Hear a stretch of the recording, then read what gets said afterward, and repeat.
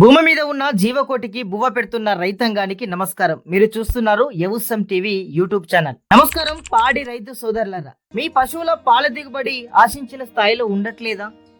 పాలకు మంచి ఫ్యాట్ శాతం రావడం లేదా? అయితే ఈ వీడియో మీకోసమే.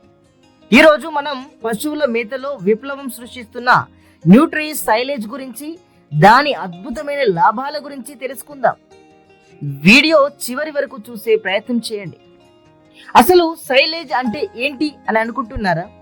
మొక్కజొన్న పంటను ప్రత్యేకంగా పాలు పోసుకునే దశలో, అంటే పంటకు దాదాపు 70 నుంచి 90 రోజుల వయసు ఉన్నప్పుడు కంకితో సహా మొక్కను చిన్న చిన్న ముక్కలుగా కట్ చేసి గాలి చొరబడనీయకుండా పాలిథీన్ షీట్స్ తో బేల్స్ గా చుడతారు.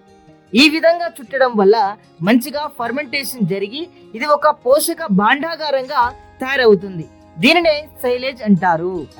ఇలా ప్యాకింగ్ చేయడం వల్ల ఎలాంటి డ్యామేజ్ కాకుండా దాదాపుగా 1 సంవత్సరం పాటు పశువులకు ఎప్పుడంటే అప్పుడు మేతగా వాడుకోవచ్చు.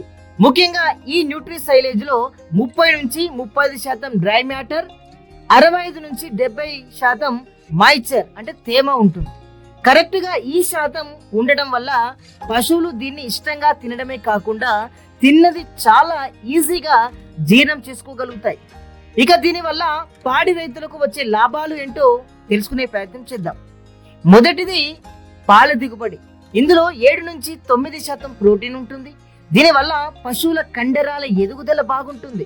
ముఖ్యంగా ఈ సైలేజ్ అనేది పశువులకు పెట్టిన 2-3 రోజుల్లోనే పాల దిగుబడి అమాంతం పెరగడాన్ని రైతులు గమనించవచ్చు. ఇక రెండవది ఫ్యాట్ శాతం. ఇందులో ఫ్యాట్ శాతం అనేది 2 నుంచి 4% ఉంటుంది.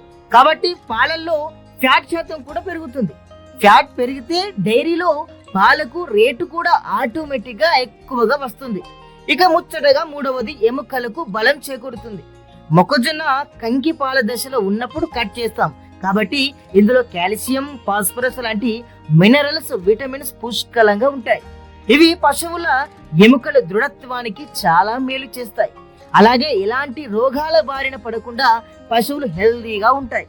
ఈ మొక్కజొన్న సైలేజ్ ను గొర్రెలు, మేకలకు మేతగా వాడినట్లయితే వాటి బరువు చాలా వేగంగా పెరగడం కూడా మనం గమనించవచ్చు. చూశారు కదా రైతులారా, పశువుల ఆరోగ్యాన్ని కాపాడుతూ పాల దిగుబడిని పెంచి మీ ఆదాయాన్ని రెట్టింపు చేసుకుంటున్న విషయాన్ని మీరు గమనించారు కదా. ఈ యొక్క ఆగ్రోవెట్ వారి న్యూట్రీ సైలేజ్ అనేది వరంగల్లో ఆ యొక్క ప్లాంట్ అనేది కలదు.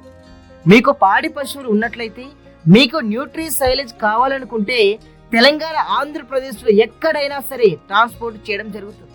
1 టన్ను నుండి ఎన్ని టన్నుల సైలేజ్ అయినా సప్లై చేస్తారు. సైలేజ్ కావాల్సిన వారు 9347480724 నంబర్ను సంప్రదించవచ్చు. ఇక న్యూట్రీ సైలేజ్ వాడి అద్భుతమైన ఫలితాలు పొందుతున్న రైతుల ఫీడ్బ్యాక్ తెలుసుకుందామా? అయితే ఇప్పుడే వాళ్ళ అనుభవాలను వినే ప్రయత్నం చేయండి. నమస్తే అండి. పాడి రైతులకు నమస్కారం.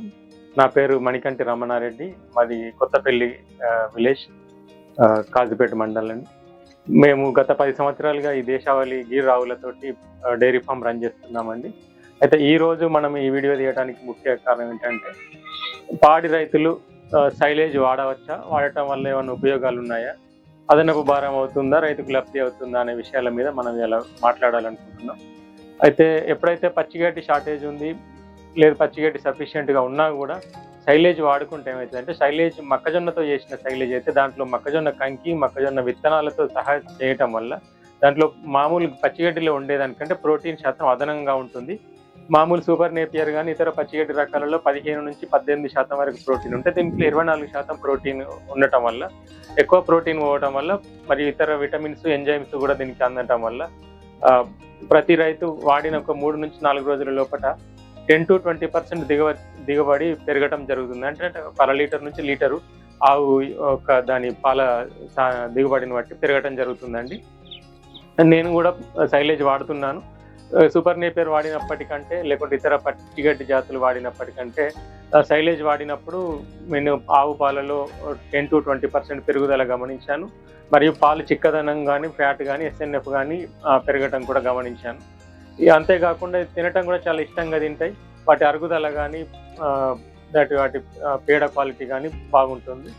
ఇంకా వాటి ఎవరైనా ఇంట్రెస్ట్ ఉంటే రైతులు పచ్చిగడ్డికి ప్రత్యామ్నాయంగా కానీ పచ్చిగడ్డితో కలిపి కానీ ఈ సూపర్ నేపియర్కు ఇతర పచ్చిగడ్డి రకాలకు బదులుగా ఈ మొక్కజొన్న సైలేజ్ వాడుకుంటే బాగుంటుందని నా మనవి. సో నమస్కారం అండి. మీ పేరేం పేరు? అనిల్. ఏ విలేజ్ అండి? మనమల కనబర్తి. ఓకే, అంటే మనకు ఈ డైరీ మెయింటైన్ చేయబట్టి ఎన్ని సంవత్సరాల నుంచి ఉన్నారు మీకు? 5 సంవత్సరాల నుంచి చేస్తాం. ఇప్పుడు మీరు అంటే సైలేజ్ యూజ్ చేస్తారు కదా, అంటే సో సైలేజ్ యూజ్ చేస్తే మీరు పశువులలో ఏం తేడా ఎక్కువ గమనించారు? వాటి కొంచెం ఎక్కువ వచ్చింది మాకు. ఓకే, అంటే ఇది వరకు వాళ్ళంటే మీరు సూపర్ నైపర్ గడ్డి కానీ లేకపోతే పచ్చి గడ్డి కానీ వాడుతున్నారు కదా, సో దానికంటే ఈ సైలేజ్ మంచిగా తింటుందా లేకపోతే దాంతో పాటు సేమ్ గా తింటున్నాయా? పచ్చి గడ్డి కన్నా ఇది సైలేజ్ ఎక్కువ తింటుంది. తిన్నగడికైనా కూడా మంచిగా పాల ఉత్పత్తిగా మాకు చాలా చూపిస్తుంది. అంటే ఎంతవరకు పాల దిగుబడి పెంచే, అంటే ఒక ఫర్ ఎగ్జాంపుల్ 5-6 లీటర్లు ఇచ్చే పశువు ఉంది, అది ఎన్ని లీటర్ల వరకు రోజుకు ఎన్ని లీటర్లు పెరిగే ఛాన్సెస్ ఉన్నాయి ఈ సైలేజ్ తినడం వల్ల? ఇవి మన 4 ఇచ్చేది కానీ ఇప్పుడు 6 అంతే. లీటర్ పెరిగిపోయినాయి. లీటర్న్నర వరకు పెరిగిపోయినాయి ఈజీగా. నెల బట్టి తింటానే. ఇప్పటి వరకు లీటర్న్నర పెరిగిపోయినాయి. ఓకే, అంటే పశువు యాక్టివ్ ఉండడం అలాంటిది ఏమైనా గమనించారా సైలేజ్ తిన్నప్పుడు? అప్పటికి ఇప్పటికి కొంచెం లావ్ అయినాయి, మంచిగా పాలు కూడా బాగా ఇస్తాయి, ఏదో విధంగా నీళ్ళు కూడా మంచిగా తాగుతాను. ఓకే, అంటే ఇది వరకు అంటే మీకు ఇయర్ మొత్తం కూడా పశుగ్రాసం దొరుకుతుందా? వాళ్ళ పచ్చిగడ్డి దొరకదు. ఓకే, అంటే ఏ మంత్లలో ఎక్కువ ప్రాబ్లం ఉంటది? ఈ ఎండాకాలంలో. ఎండాకాలం అంతే. అంటే చలికాలం కూడా మాలంటే గడ్డి పెరగదు అని చెప్పేసి అంటారు కదా, ఆ టైంలో అవైలబుల్ ఉంటుందా మీకు? అప్పుడు కొంచెం వరిగడ్డి మాత్రమే కానీ ఇది అయితే దొరికింది. వరిగడ్డి, ఇప్పుడు మీరు వరిగడ్డి వేస్తారు కదా, ఓన్లీ ఎండుగడ్డి వేసినప్పుడు పాల దిగుబడి ఎలా ఉంటది? చాలా తక్కువ ఉంటది. ఓకే, అప్పుడు బర్రె కూడా సిక్ అవుతుంది. ఎంత హుషారుగా ఉంటది, ఎంత పెద్ద పాలు కూడా ఇయ్యి. పచ్చిగడ్డి వేసినప్పుడు మీకు పాల దిగుబడి ఉంటది, బర్రె కూడా యాక్టివ్ ఉంటది, నీళ్ళు కూడా మంచిది అవుతా ఉంటది. ఓకే, అంటే ఏమన్నా ఫ్యాట్ పర్సెంటేజ్ ఏమన్నా ఇంక్రీజ్ అయినట్టు? ఫ్యాట్ అంటే ఎలా గమనించారు ఫ్యాట్ పర్సెంటేజ్ ఇంక్రీజ్ అయిందని? మాకు తెలిసిచ్చారా లేకపోతే చూస్తేనే చూస్తేనే మాకు ఇట్లా అట్టు ఇంత పెద్దగా వచ్చేది.